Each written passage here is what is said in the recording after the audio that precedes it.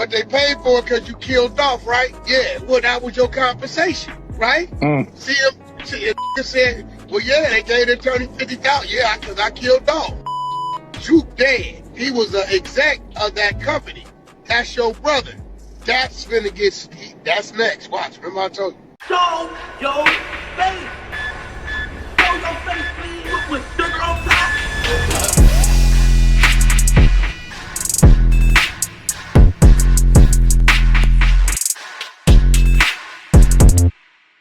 Everybody been talking about Wack100, telling Yo Gotti to say his prayers and prepare for a possible RICO charge after the recent trial of young Dolph, right? Now, I don't know what it is. I don't know why every time Wack100 says anything concerning law, everybody takes it as law or takes it as 100% solidified. But it seems like every time Wack100 either calls somebody a snitch or calls somebody out for something, they take it as 100% fact. Now, what I would say is this. It's a lot of stuff that was or was not included in this young Dolph trial, as we've seen with Cornelius and Straight Drop. And it's a lot of individuals that was left out. From Black Youngster, the Makita's Cookie Shop. It's a lot of things that didn't get involved in this whole trial situation, whatever the case may be. So I do understand that part. And I feel a little similar to Wack100, but we have a reason to why we feel like that. And it's because we've been covering this trial for the longest. From the time this whole thing started with young Dolph, it's a lot of weird stuff that's been going on within this case. A lot of people don't even know because they just started following the case as in a couple months ago. So right now, a lot of people just know what they see with Cornelius and Straight Drop. They don't know about the cookie shop. They don't know. And it's a lot of stuff that, like I said, I want to go live and talk about it. I'm not going to put too much in here. We're just going to talk about Wack. We're going to focus on what Wack was talking about. But it's a lot of stuff we're going to go live and talk about as well. Starting from Makita's Cookie Shop. Like I said, it's a lot of, remember the daughter and the father of the cookie shop, their stories didn't add up. And then also Raven herself, who is the daughter of the cookie shop owner, she kind of alluded to other things happening. I'm just going to leave it at that, man. Let's get into what Wack100 had to say, and then we're going to talk about a few other things that didn't make sense within this case. And yeah. Yeah, but they didn't give it to me. He said, yeah, but they paid for it because you killed Dolph, right? Yeah, well, that was your compensation, right?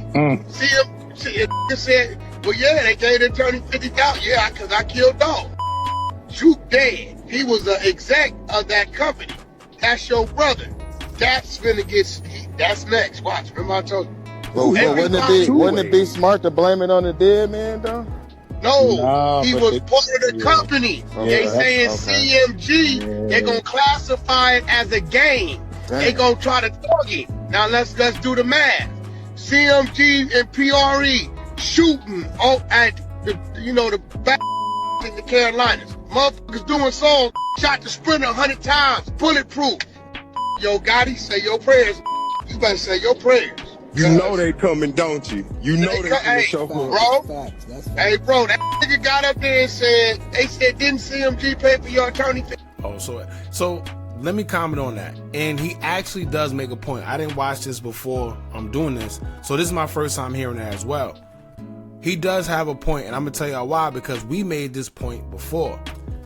There's another reason why we feel like it's more to the story, because all we seen was Straight Drop and Cornelius, and it's other people that were involved in this whole case here.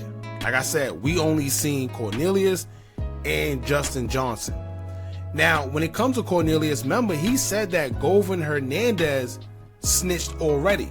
A lot of people maybe have forgot about that part. But he already said that Govan Hernandez already told. So who knows what else Govan Hernandez said and what may lead to whatever else in the future. That's one. But then two, pay attention to what Cornelius said.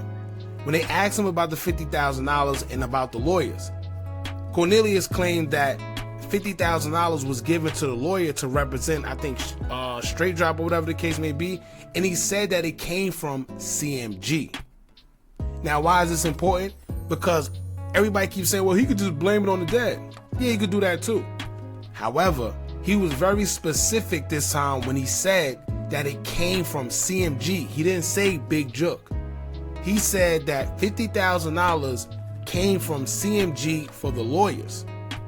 So what does that mean? That means that it's not just Big Jook that was the CEO. It's not just Big Jook that was the face of CMG. It could have came from anywhere, right? He was specific with everything else when they said Big Jook name.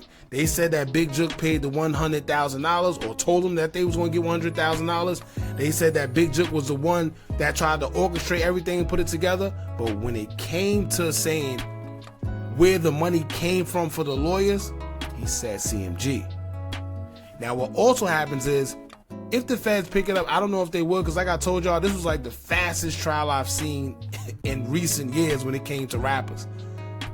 If the feds, or if they prolong this, or if it is a RICO and they go back, remember that all of this started, it wasn't with Big Jook. Yes, Big Jook probably orchestrated everything, and we could blame everything on Big Jook, but also remember as well that this primarily started with Yo Gotti.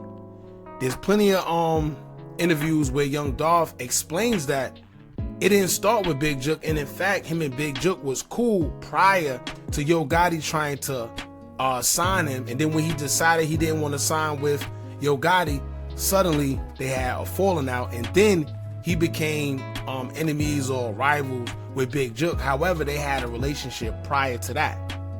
So that means that a lot of this stemmed from Yo Gotti. Right, and I don't want to say, hey, look, don't say, oh, Hookah, you saying too much. Can't be. Wack already done put this on wax. Wack put this on wax, and it's already been a known thing, especially now that we know that everything came from CMG, in which we already knew about. If y'all go to our old video talking about this whole situation, this was a very, very sloppy job. Very sloppy. And there's a lot of details that didn't get put in this trial. This is what also leads me to believe that it's more to it. It's more coming. But it's more than just the Cornelius and what he said. But let's see what else he had to say. Yeah, Peoria, they're gonna take that shit and paint the perfect movie. These two things are gang. And your gang paid this dude attorney $50,000 because you hired him to do a hit for $100. They coming. Damn. I heard that. I said, y'all didn't hear that shit? Yeah, I heard it when he was testifying. Oh my God. I said, oh, damn. Let's keep in mind. Yeah, Peoria. Once again, let's keep in mind, this don't mean that it's a fact. This is just Wack saying that after hearing what Cornelius says, he feels that it may be a RICO coming because he left the door open for them people to investigate CMG once he made it clear that not Big Jook, but CMG was the ones that paid for the attorneys, right? So another thing that was kind of weird too, right? Shondell Barnett or Bartlett, whatever, however you say his name. Remember, he was another prime suspect that they quote unquote was looking for. But this is another reason why something doesn't make sense in this whole situation, because if y'all remember when Shondell went live and he said he's tired of the news media and everybody capping on his name saying that they're looking for him when they're not looking for him. He gave up his location and even told us that he has an ankle monitor on. So how can they possibly be quote unquote looking for him if they have his location? He has an ankle monitor on. So something isn't right. Now let's get, shout out to Hip Hop Buddha, matter of fact. Now, we back with another one, so man. Right now, I'm him. Get her. This is when he went live before.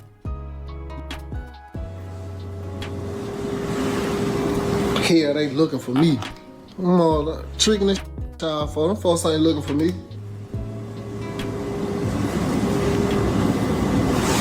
And they just told us again they looking for him.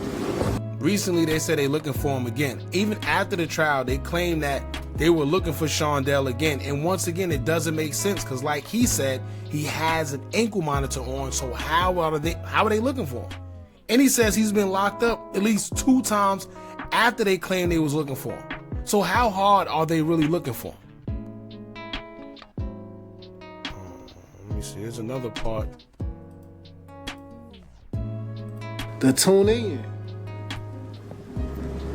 All this they got y'all believing. I'm finna put an end to it right now.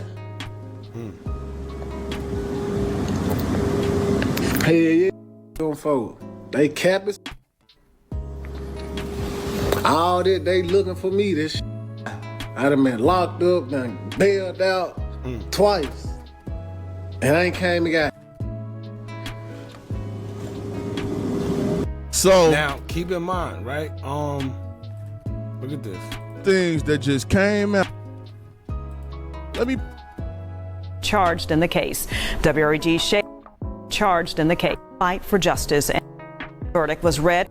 Let me play this for y'all real quick, man. This is crazy. Well, all eyes were on Memphis Thursday as a guilty verdict was read for Justin Johnson in the murder of Memphis rapper Young Dolph. But prosecutors say this is only the beginning in the fight for justice, and eyes are now turning to other men charged in the case. WREG's Shay Simon has more on what's next. Affirm this verdict.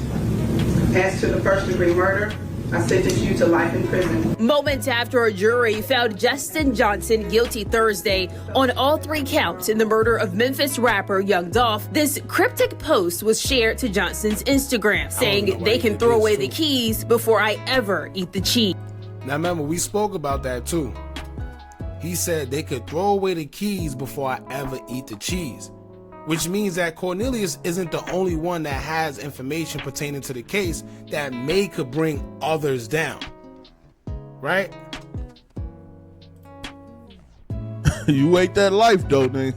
I ain't gonna lie. What do you got? At least 4 others charged in this case. It is far from over. Cornelius Smith and Hernandez Govin now both face charges of first-degree murder, conspiracy, and attempted first-degree murder. Smith's case is reset to November 15th. Like I told the court, there'll be a point where Which was kind of weird that they pushed his case back, but they used him as a witness against Justin Johnson, aka Straight Drop. Goes to prison. Jamarcus Johnson, Justin Johnson's half-brother, pleaded guilty to 3 counts of accessory after the fact and has a court hearing on October 9th. And you may remember Shondell Barnett. He was in the car Johnson was driving when he was captured in Indiana. He has now been on the run since 2022 with charges that include first-degree murder. We will continue to... Now, once again, you hear what they said. This is the confusing part about the whole thing. One, they claim that he is being charged with first degree M as well, which is kind of weird because you would think that he would be charged with accessory if he was in the car. What did he do that gives him a first degree M charge as well? Where was he at? Because in order to have a first degree M charge, at least according to me, he would have had to been in that car firing at Dolph as well. But to our knowledge, the only people that were seen on camera firing at Dolph was Cornelius Smith and Justin Johnson, aka Straight Drop. So why is Shondell being accused of first degree M? They saying he was caught in the car with Straight Drop, but somehow he was released. You know, something's not making sense here. And then he went live because at one point, I don't know if y'all remember, but if you could recollect all the way from before, a lot of people were saying he was locked up. They were saying that he lost his life. People caught him and took his life. This is why he went live, to let people know that he's still alive, he's not in jail, and in fact, they're not looking for him like they're making it seem. They're making it seem like they're looking for him when in fact, he's been locked up 2 times. According to him, he's been locked up 2 other times that has nothing to do with the case, and he's on an ankle monitor and was allowed to be released and walk freely. For y'all that don't know, right, that's new. We've been covering these, right? This is 2 years ago. Y'all remember CEO Bobby? And it's funny because they saying CEO Bobby passed away. However, he's the same one that was leaking DMs from Makita's cookie shop that they allegedly had something to do with it as well. But of course, what happens to him? He gets taken out. So it's a lot. Let me tell you, it's a lot that's going on behind the scenes. I personally feel I'm gonna go live talking about it. Then I want to hear what you guys got to say about it after we finish this video. But as for now, that's what Wack100 had to say. Wack don't really have any concrete proof that there's gonna be a RICO coming for Yo Gotti and CMG. He doesn't know that. He's just going off of how he feels based on what he heard from Cornelius, right? So that's pretty much it, man. Y'all let me know what y'all think about this. Do y'all think a RICO is gonna come for Yo Gotti and CMG due to what Cornelius said, or do you think Wack100 is just reaching and the case is pretty much done? Don't forget to like, comment, share, and subscribe. Hit that bell so you're notified every time we drop new content. And remember, as long as you keep on watching, I'ma keep on dropping.